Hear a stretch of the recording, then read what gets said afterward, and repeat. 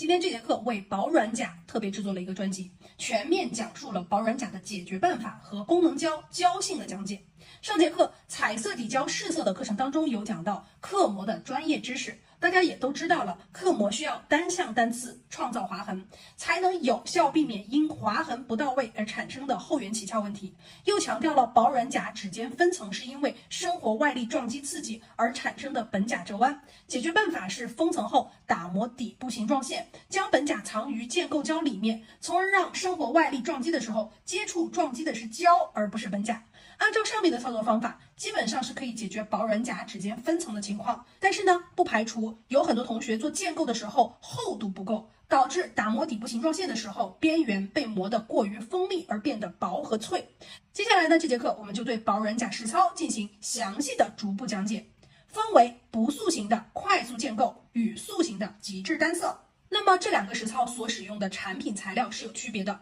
首先我们要知道，塑形所使用的胶一定是硬胶，跟本甲衔接的时候，硬胶它是不会随着本甲折弯而产生任何变化的。那么保软本甲就会因为受外力刺激而产生本甲折弯，从而与硬胶分离。但是软胶就不会发生这种情况，所以胶越软越不容易分层，因为软胶会随着指尖的折弯而贴服折弯。我们平时所用的底胶就都属于软胶。那么我们就可以得出结论，就是保软本甲如果不塑形的情况下，最佳的建构胶就是底胶，因为底胶的软度会随着本甲折弯而跟随变形，那么就不容易产生指尖分层。如果需要塑形的话，我们所使用的建构胶用到的一定是具有硬度的建构胶，它可以叫做流平胶、建构胶或者是加固胶。至于它叫什么名字不重要，重要的是它有没有硬度，能不能流平，透明度好不好。只要是能够流平的胶，它都是建构胶，只不过取决于当下胶的硬度能不能塑形，取决于你自己习惯建构的速度。如果你习惯流动速度快的，那么你就用瓶装胶；如果你习惯流动速度适中的，就用罐装的建构胶；如果你习惯流动速度慢的，那么就用光亮延长胶。那么到这里我们就学到了什么是建构胶，就是只要具有流平性的胶，它都是建构胶，都可以用来做建构。至于是用罐装还是瓶装，是根据自己习惯的手速的流动性而决定的。那么至于是用软胶还是硬胶，取决于你当下做的人工甲的长度或者是特定情况。例如你要做延长，用的就是硬度高的光亮延长胶做延长塑形，而你当下要做本甲塑形，那么就要用带有硬度的胶去做建构。就是前面我们讲的有硬度的流平胶呀、建构胶呀、加固胶呀，只是叫法不一样，不同品牌的建构胶它们的透明度、硬度、固化热也都不一样。说到固化热，越硬的胶、越透明的胶、厚度越厚的胶、固化速度越快的胶，固化热就越明显。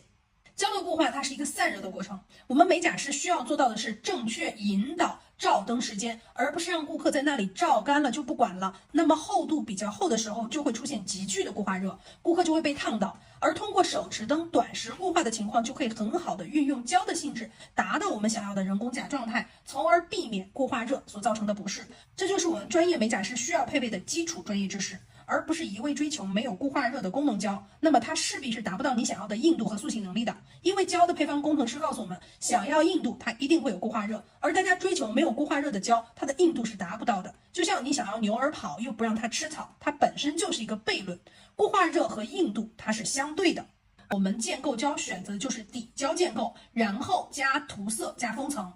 如果做本甲塑形的话，那么建构胶就一定要选择有硬度的建构胶。那么光疗延长胶可以做建构吗？当然可以，只是因为它的流动速度慢，比较经常用它做延长。本甲上面如果做建构的话，适合于甲面凹凸不平非常严重，而你的手速又比较慢，需要调整的时间比较久的情况下，我们需要张力非常好、包容性好、流速慢的胶。那么延长胶也是可以用来做建构的，只不过就是速度慢了点。之前我都教大家用的是瓶装胶做建构，那么这次我来演示一下用罐装胶做建构。接下来开始我们的实操，保软甲的两种解决方案。首先第一个是底胶建构单色。好，那我们来看一下关于保软甲，看它指甲也是偏薄软。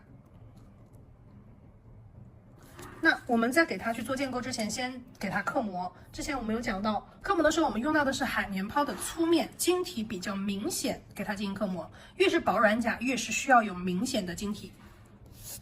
单向单刺创造划痕，一样的，来，手把客人的左右两边甲廓保护住啊，单向单刺创造划痕，单向单刺创造划痕，单向单刺创造划痕，单向单刺创造划痕啊，一样的。到犄角旮旯的时候够不着的没有关系，我们过会儿还可以用本甲刻模头去刻模到我们够不着的地方。好，来看一下关于本甲刻模头。那么我们最新版的本甲刻模头是左边的这个，那么它是钻石镀层的，更加锋利。然后右边的这个是市场普货。跟大家科普一下，就是我们在刻模本甲的时候是要让甲面上产生划痕，然后底胶跟我们的划痕产生抓附力，对不对？但是这个它带齿轮的这个打磨头，它在高转速的情况下，它会直接把本甲表面的甲背给磨掉一层，变成一个光滑的雾面，所以它会很容易产生起翘的风险。这就是为什么跟大家说划痕它永远是用磨砂的，就像我们的刻模的晶体一样，对不对？我们的海绵泡的晶体一样，上面是细小的微粒晶体，而不能是齿轮。齿轮的话就很容易把甲面的甲背给磨掉，从而把它变成一个光滑的雾面，所以它的抓附力是不够优秀的。刻痕它应该是深入到我们的甲中当中，那么产生了划痕之后，底胶才能跟它产生抓附力啊。所以我们用到的是本甲刻模头去打磨口袋里面。那么它的转速呢是4到5千转，因为转速高也同样会把我们的划痕给抛光了啊，所以我们要的是划痕。4000到5000转，我们把拐点够不着的地方，口袋里面给它轻轻提起来啊，然后这样的话就不会碰到皮肤啊，这个刻模头在操作的时候就会比较方便。单向单刺啊，不要把划痕给磨没了。哎，这样的状态，它的刻痕其实又明显，它也不会出现什么把甲面给磨毛的情况。我们把这个粉尘去一下，刷一下啊，酒精清洁一下我们的甲面。好，我们接下来去涂干燥剂。接下来我们来看一下什么是干燥剂，什么是结合剂。那么这两款干燥剂和结合剂，它是水晶和胶都通用的。首先我们来看一下干燥剂，它也叫做 pH 平衡液，主要是快速速干甲面上的油分和水分，这个是干燥剂。我们知道甲面上如果有油，也是很容易产生起翘的风险的，所以咱们的前置处理液是什么？也是无油配方啊。那么比较爱出油或者是保软甲，让它变成我们操作当中的其中一个步骤，预防顾客由于本身甲部条件不是特别好，从而产生的起翘风险。所以干燥才能让我们的甲面抓附力强。另外一个东西叫做结合剂，结合剂它也叫做防翘液，它在风干了之后是表面有一点点黏的，就是出现一种粘合的感觉，所以它才能够在本甲上面不涂底胶的情况下结合住我们的水晶粉，所以这个是起到非常关键的作用的。那么两个的作用在于什么？那么干燥剂是干燥甲面调节 pH 平衡，而结合剂的话呢，因为它是液体的，它会滑入到我们的划痕当中，起到结合底胶的作用啊。这个是两个液体不需要照灯，只需要风干的一个情况前置操作。好，接下来我们来涂干燥剂。干燥剂和结合剂两个产品是不可以涂在皮肤上的，靠近皮肤大概1毫米的地方停下来，它风干的时间特别快，看。碰到皮肤的话会产生皮肤的敏感和刺痛啊，所以说不要碰到皮肤。这是干燥剂，它风干比较快。然后接下来我们来用结合剂，结合剂也是少量的薄涂。结合剂在涂布的时候不要去碰到皮肤，跟后缘皮肤大概有1毫米的地方停下来，然后避免让我们皮肤产生敏感现象。超粘的结合剂在涂完了之后，它会有一个什么现象呢？粘手的现象，就是它风干之后，它会有一个粘手的现象，拉丝的现象。这种情况在夏天会比较明显，秋冬季由于空气比较冷，所以不是特别明显。我们来看一下啊，拉丝会有一点点拉丝，能看到吗？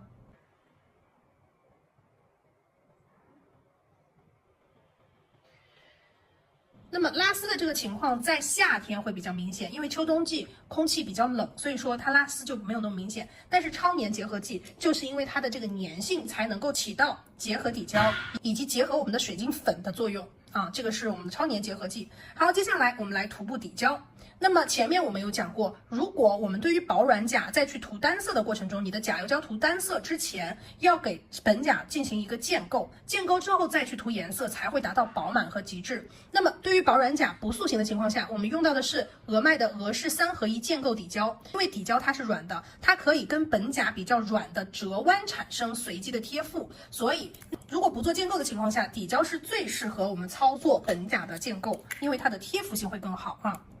好，那么接下来我们用3合1底胶去做建构。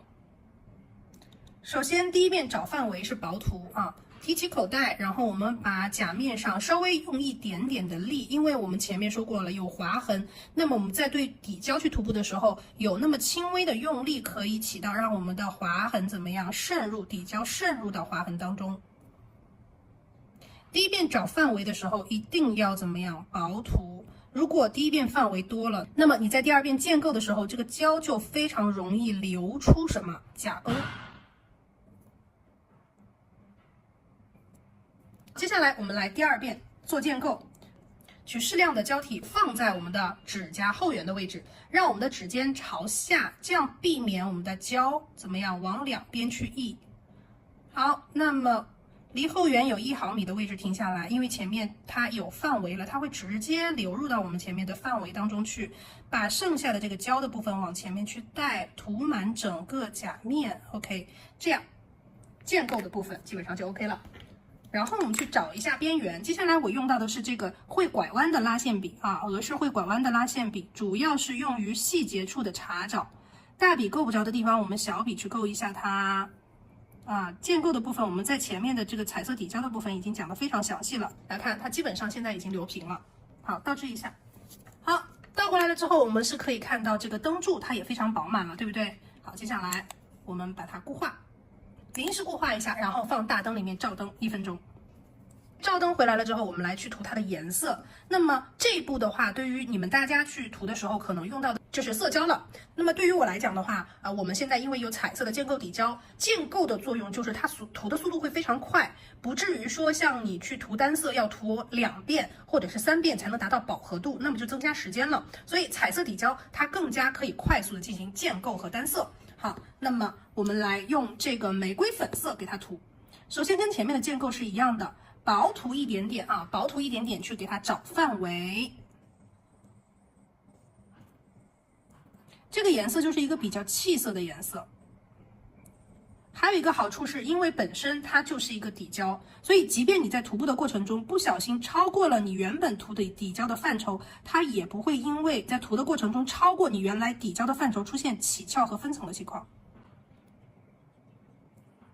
好，第一遍找好范围之后，第二遍我们取多一点的胶，给它往后面进行推后缘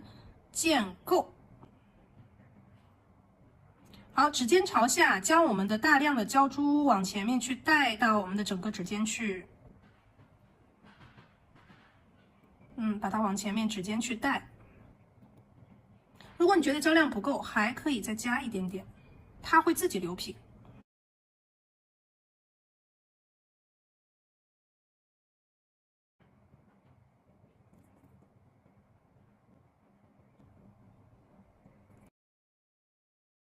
好，现在我们进行倒置。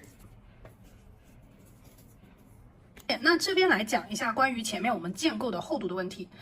还有封层照灯时间的问题。照灯时间的话，我们是用2分钟，2分钟可以使我们的封层的分子排列会更紧密。那么紧密的排列可以使得我们的钻石封层亮度更高，可以发挥出它更大的本身的这个胶的性能。所以说这是关于照灯。那么照灯结束之后呢，我们来打磨底部形状线，这里就跟厚度有关系了。如果你的建构做的比较薄，我们打磨底部形状线的目的在于磨完了之后，要让我们的薄软本甲至少是平行于我们的所有胶，无论是建构胶还是封层还是其他，都让它达到一个同一切面，这样在接受外力生活撞击的时候，撞击的是我们的胶而不是我们的本甲。好，封层照干回来了之后呢，我们来去打磨底部形状线。打磨形状线我们用到的是钢板锉240的，因为钢板锉它的直线拉的会比较直一些，240它不会那么粗，磨完之后没有毛边。封层一定是拿出灯之后要至少让它降温1分钟，因为拿出灯的时候我们的封层还有余温，余温你没有让它冷却1分钟，你直接去手去摸的话，封层就不干净了啊。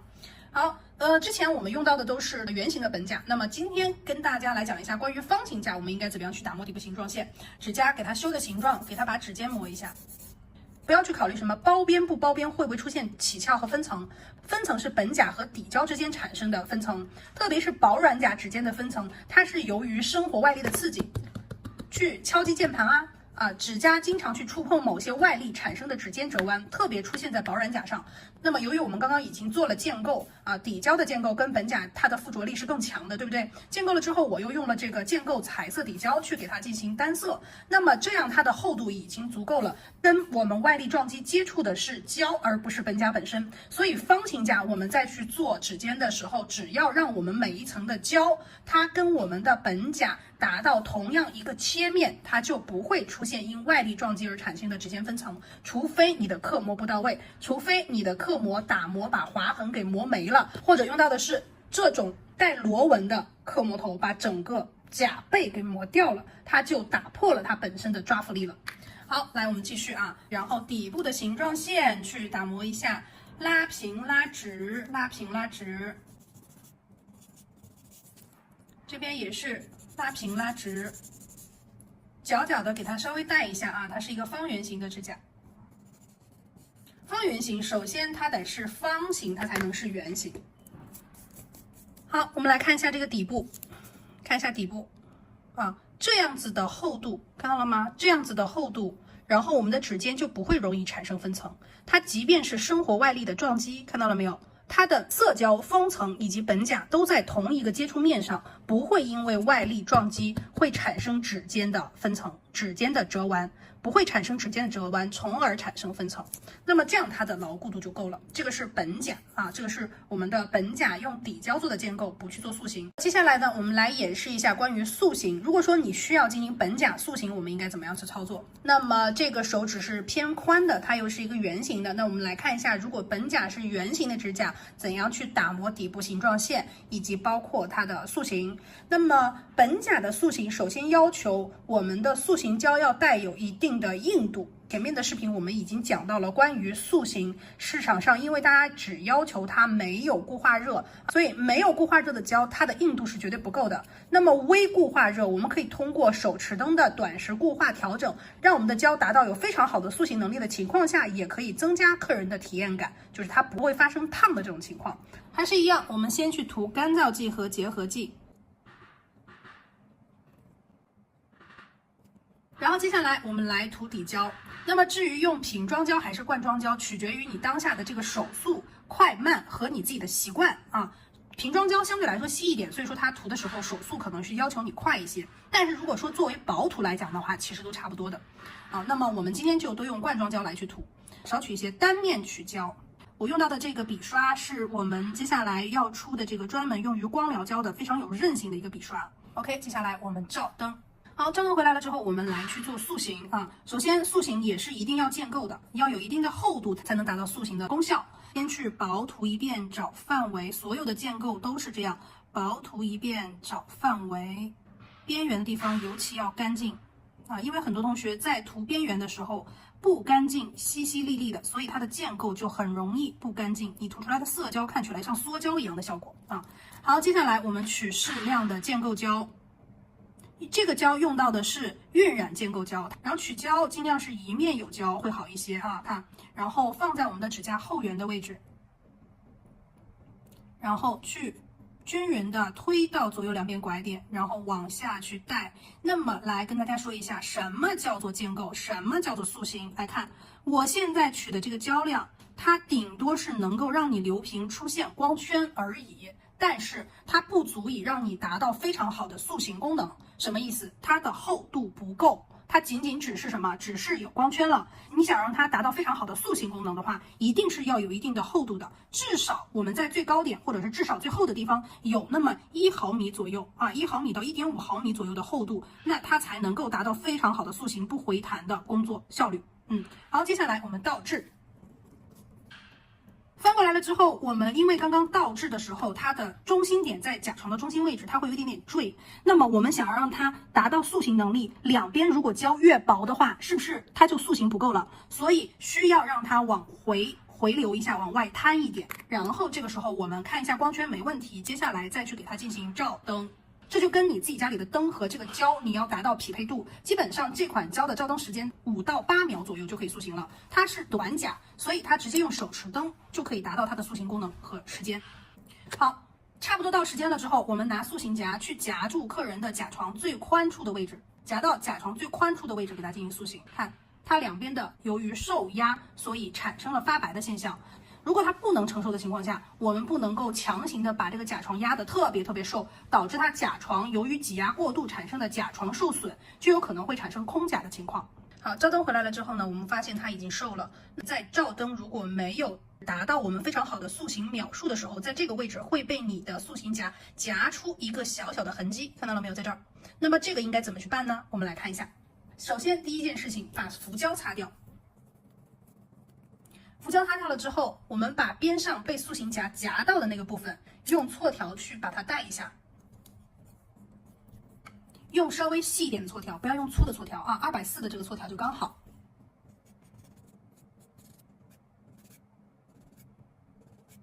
然后我们用海绵抛的细面啊，把刚刚磨过的这个划痕给它抛的稍微光滑一些，这边也是。好，接下来把它上面的灰尘擦干净，我们就可以填色了。彩色底胶当单色用比单色涂2遍快很多，还是薄涂1遍打底找范围。接下来就是取更多的胶珠建构，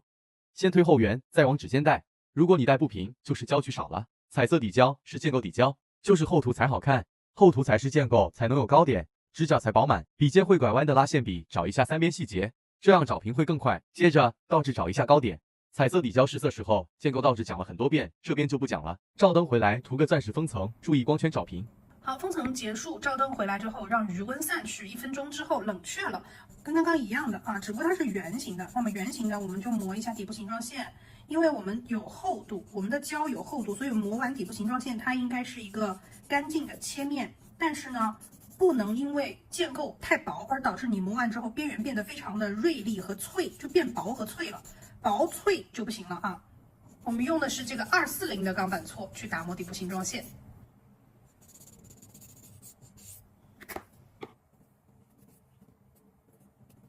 好，来打磨完底部形状线之后是这样子的，我们来看一下底下啊。底下我们也可以看到它的本甲没有单独的超过我们的什么色胶或者是我们的建构而出来，这样的话我们生活外力的刺激就不会将我们的本甲指尖折弯，从而造成指尖分层。所以打磨底部形状线是一个非常重要避免指尖分层的办法。好，这个呢是方形的，这个是圆形的，打磨底部形状线应该如何去操作啊？这个手指中指是一个扇形，经过塑形之后是不是变得就瘦一些了？你不做塑形的话，我们就用底胶进行建构，对不对？底胶进行建构，再去涂你的颜色。但是如果说，我们用彩色建构底胶的话，你刻模之后就直接用彩色建构底胶进行建构，然后打磨底部形状线了，是不是？那么我们上一节课就已经讲了，直接用彩色底胶进行建构，就不用那么繁琐的进行这么多的步骤了。可是呢，如果当下你这个客户他真的指甲特别薄，薄软甲很薄的，那么你在操作的时候，只用彩色建构底胶去做的话，也有可能会出现你建构的厚度不够，而导致的打磨底部形状线之后，指尖变得薄而脆。所以这种方式是针对特别薄软的指甲所进行的操作方式，一个是做建构不做塑形，一个是做塑形带建构啊，这2种都是可以的。但是对于颜色来讲的话，我们是更建议大家直接用彩色底胶去做这个颜色，会比你涂单色来的时间更快，而且更饱满。